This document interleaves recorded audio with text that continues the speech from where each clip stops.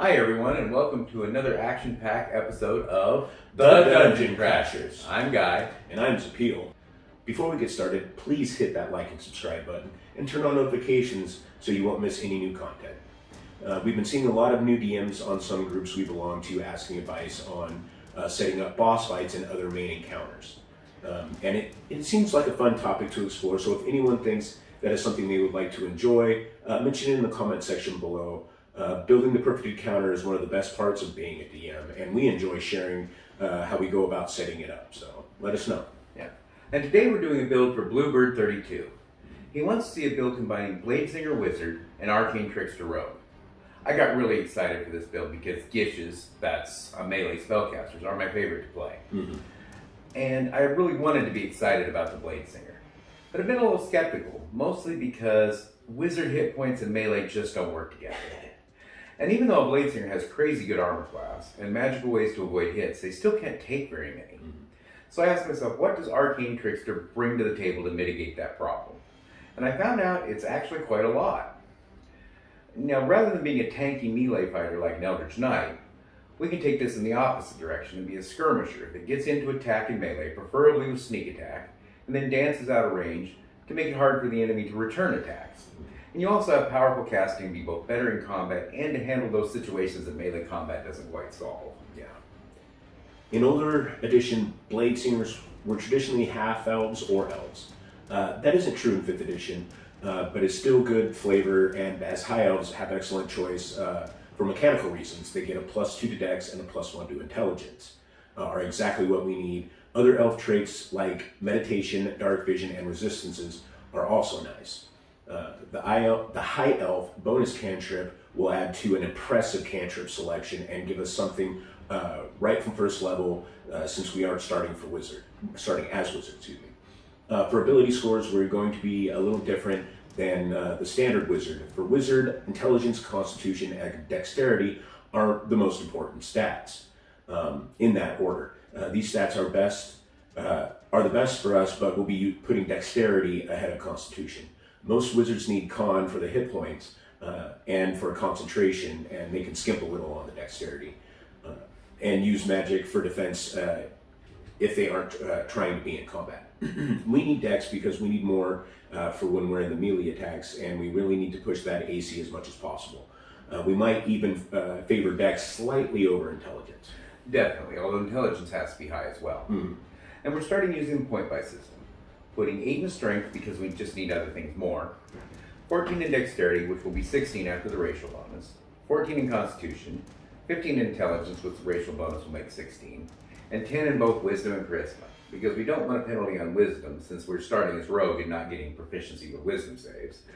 And we don't want a negative on Charisma because we're going to be getting the Perform skill later and should at least be able to use it effectively. Singer is in our title after all. We will be taking the Sage background entirely to get the Arcana skill, as we need it and won't get it from Rogue. The History skill and the Research abilities will also be helpful. And for our free cantrip, we're taking Booming Blade. We'll want it eventually, and it'll be good now when we only have 1 attack, and even better later on. Yeah. We are starting at Rogue for our first level because we want the skills and experience and expertise are good to have. When multi-classing with Rogue, unless you have a good reason not to, it's better to start here. We also have some decisions to make when multi-classing Rogue with a martial character. You have to choose whether you want the extra attack or Uncanny Dodge first. In most cases, you would go for the Uncanny Dodge, but Bladesinger's extra attack comes with some added oomph that makes it one of the best class features, so we're going to prioritize that, but still need a couple of Rogue levels first. At first level, we get 4 skills from the Rogue list. We want Acrobatics and Investigation because both are useful and the best use for our ability scores. We want Stealth because we're going to do a lot of scouting, and Sleight of Hand because it'll be useful with abilities that we get from Arcane Trickster. We get 2 that we can Expertise, and it's kind of up to you which ones you want, but I recommend Sleight of Hand and Stealth since it would be good for us, and you can make Acrobatics to avoid getting shoved or grappled because mobility is going to be important to us in combat. Good starting equipment will be studded leather, a rapier for combat, and darts. We are going to be proficient with the longbow as an elf, and you could take it instead of the darts at the low level, but you do much better damage eventually with the darts. It'll be a better option for us. Right. And at second level, we get cunning action, letting us dash, disengage, and hide as a bonus action. This is why we started with 2 levels of rogue, because the disengage is going to be key to our combat style from here on out. Not only does it let you strike in melee and get away, preferably having set up sneak attack, it will also let you move to a safe distance to cast spells when you need to do wizard work later on. Yeah. Speaking of which, at 3rd level, we're going to start taking wizard levels. At 1st level, we get a spell book with 6 spells in it, and 2 slots to use them in. As usual with wizard, we want identify and detect magic in our book, because you need them to be a good wizard, and they are rituals. You also want find familiar. Familiars are pretty great, but not every wizard wants one. But since this character is going to be doing some scouting, a familiar is a great asset. We also want shield for defense. We'd also like silvery barbs if your DM lets you get it. If not, absorb elements is another great reaction. And we want a range attack spell. I like chromatic orb for its versatility, but there are a lot of good choices. We're going to try to take 1 useful damage spell at each level, but since we're using melee for damage, we're going to focus our spells on utility and defense and a few good combat buffs. And we have 1 more spell to take, and things like Sleep, Expeditious Retreat, and Featherfall are all good options. Featherfall is a weird spell in that you'll rarely ever use it, but when you need it, you'll be really happy you spent the memorization slot on it. Definitely. You also get 3 cantrips. You'll want Message for helping your scouting roll, and a range attack spell, cantrip. I prefer Ray of Frost over Fireball because it does more than just damage and is less commonly resisted, but either would be a good choice. If you want a saving throw cantrip, Mind Sliver is excellent and targets intelligence with many monsters or weak against. Minor Illusion is another great choice, being useful in many situations. You also gain the ability to recover half your level in spell slots, minimum 1 on a short rest once per day, which is absolutely great. Yeah. At 4th level, we're sticking with Wizard and getting the Bladesinger archetype, which gives us several good abilities. It gives us proficiency with light armor and a one-handed melee weapon. We already have light armor and a rapier from Rogue, and a long sword, short sword from being elf, so taking something interesting like a whip. Although you probably will be using your rapier, you also get proficiency with the perform skill. More importantly, you can use Blade Song a number of times per day equal to your proficiency. It lasts for 1 minute and gives you the following benefits. You add your intelligence modifier to your armor class. At this level, with studded leather, you should have 18, which will end up 22 without any magic later on. You are going to be harder to hit than even heavy armored fighters. You add 10 feet to your movement speed. You have advantage on acrobatics checks. If you also expertise this, you are going to be almost impossible to grapple, and you get to add your intelligence to concentration checks, which will make up for not being proficient with constitution saves. And since you can't use 2-weapon fighting or a shield, means you won't need to take the Warcaster feat. It ends if you are wearing medium or heavy armor, or if you use 2 hands to attack, or with a 2-handed weapon, or if you're dueling. You also get 2 more spells in your spell book. Absorb Elements would be great if you didn't take it from before, and Expeditious Retreat will make you even more maneuverable on the battlefield.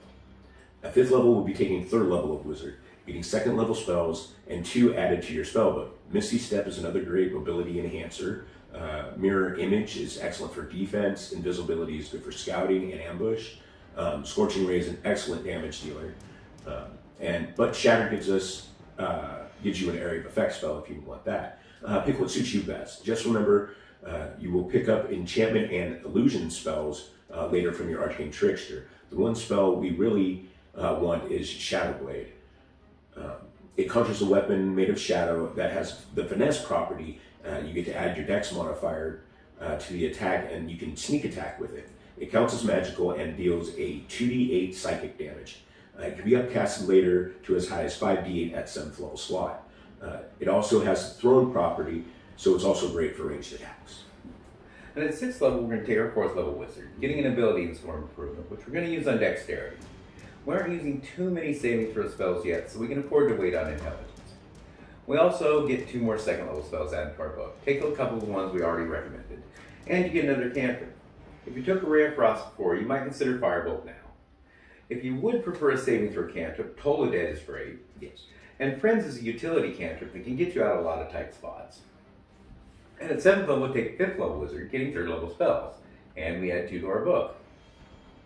Blink is incredible on defense, and unlike an Eldritch Knight, you don't actually need to stick around to tank for people or make opportunity attacks. So being blinked out is all upside for you. Obviously, Fireball is a great choice. It doesn't solve every problem, but the ones it does solve, it does a good job of it. Counterspell is very useful when facing anyone or anything that can cast spells, and it's a reaction, and Gishes love reactions. Enemies Abound is another powerful spell. It makes enemies that fail a save unable to tell friend from foe. So they attack whoever's close to them. Hopefully they're friends, but you can set it up so it definitely won't be you. If 2 targets are equally close, it chooses one randomly. At 8th level, we're going to take 6th level wizard. We get 2 more spells added to our book. Pick 2 from the recommendations last level. More importantly, we get extra attack, letting us attack twice instead of once when we take the attack action. Better yet, you can use one of those attacks to cast a cantrip. So if you attack using Shadow Blade, your first attack could be 2d8 plus 1d6 sneak attack with your dex modifier added. And your second could be Booming Blade for 2d8 plus 1d8 thunder damage. And they'll take 2d8 to them if they move before your next turn, so it punishes them for chasing you. Or you could throw your Shadow Blade doing 2d8 plus 1d6 sneak attack, plus your dex modifier, and follow it with a Ray of Frost, doing 2d8 and slowing them 10 feet, making it harder for them to chase you. Also, if not using Shadow Blade, you can instead throw a dart, and then do a range attack cantrip, still doing excellent damage. The reason for dart as opposed to bow or thrown dagger is the need to draw weapons. You need a hand free to cast spells, and to keep your blade song going. So you can't be holding a bow or a dagger, so you need to draw the dagger or sheath your sword and then draw the bow. Darts, however, being a ranged weapon, but thrown, don't need to be drawn like daggers. Drawing them is part of the attack, just like drawing an arrow is part of a bow attack. And at 9th level, we're taking our 3rd level of Rogue. Our sneak attack improves to 2d6. We also get an optional feature, Steady Aim, which lets you get advantage on an attack if we haven't moved. If we do it, our move gets reduced to 0. This is nice, but we won't be using it unless we really have to, because we want to be mobile. We also get our Roguish archetype, taking Arcane Trickster. We get some cool abilities here. We learn the Mage Hand cantrip and 2 of our choice. We also get 3 first-level wizard spells known, which can be used from the enchantment and illusion schools. Wizard has us pretty well covered for attack, so the spells we'll take for the roguish things are like Disguise Self and Charm Person. Tasha's Laughter is also nice. You get Mage Hand here, and lets you use your Mage Hand to do various things with sleight of hand, such as putting things in or out of containers, worn or carried by another person. You can also use Thieves' Tools with this Mage Hand to open locks and disarm traps from a safe distance away. Since we will be doing the scouting for traps for a while now, this will help make our job quite a bit of relief. At 10th level, we're taking our 4th rogue level for an ability boost, and we would be using it on intelligence to catch it up to dexterity. And we also get another 1st level spell known.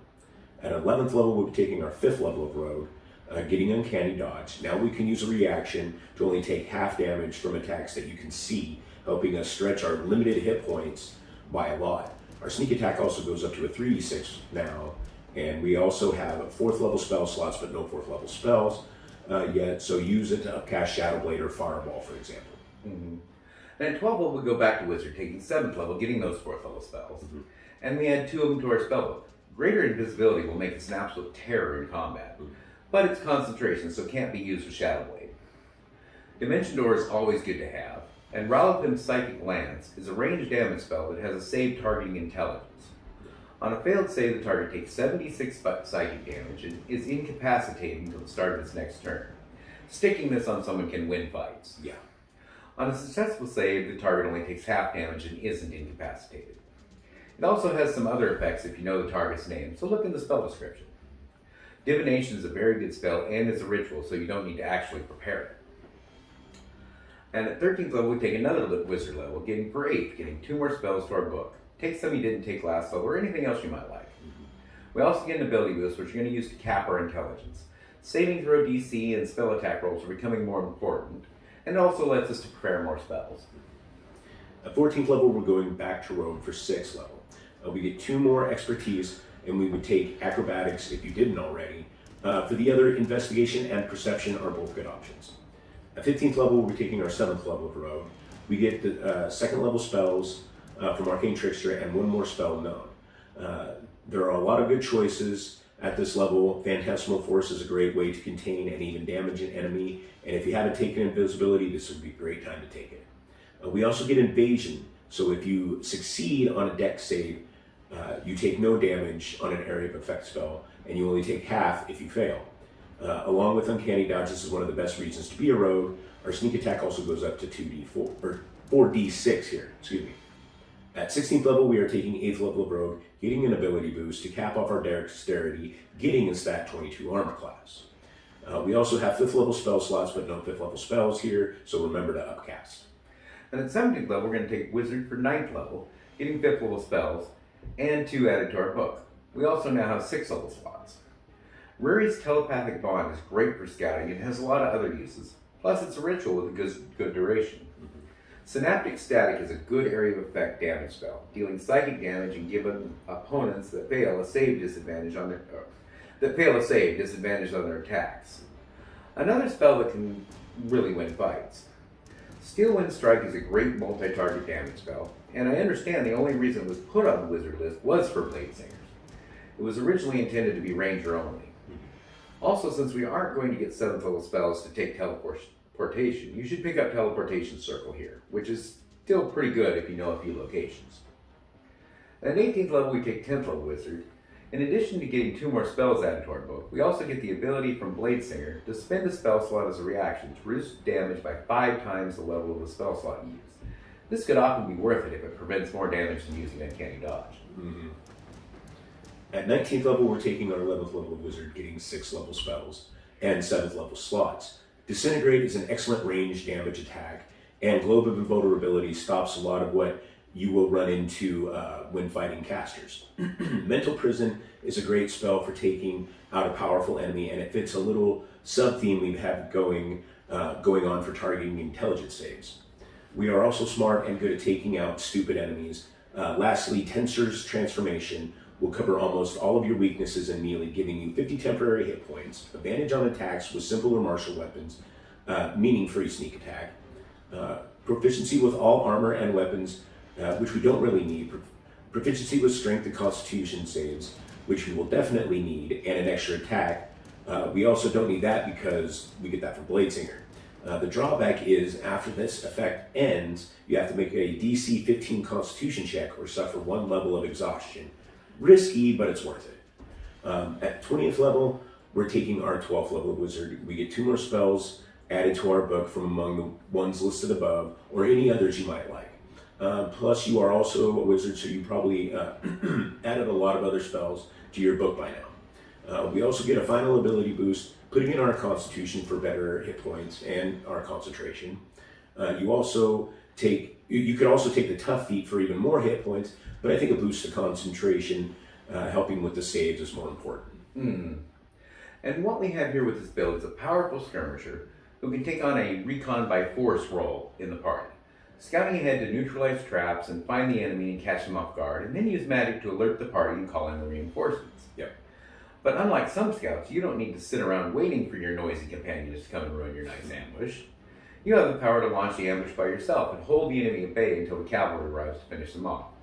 Cast Blinker Mirror Image, toss in a fireball or synaptic static, and then jump in with your rapier and make them chase you around while you slice and spell them until the big burly meat shields you've been babysitting show up to finish the job. Yeah, that's definitely true. You can even lead them to your party. Yeah, like kite them like in video games. Yeah. You're almost a tank kiting them to the rest of the party. Yeah. To the ambush. Well, we hope you enjoyed this build. If you have any questions, comments, or build ideas, please leave them in the comment section below. On a side note, like I said last week, I've been going crazy making stuff on my 3D printer. I wanted to show you my latest project. It's the Gladius sword. I found the print on Thingiverse. I painted it. It's not the best. It's one of my first real big pieces. So I do have a couple other swords in the making right now. So I'm just finishing those up and getting those painted and the final details on those. I'm going to add a little more detail to this too, but I might remake this one and do it again, maybe a better paint job, better glue job and stuff like that. So look forward to more. So next week are going to do a dedicated quarterstaff fighter that isn't a monk. So look forward to that. So until next time. Cheers. Cheers.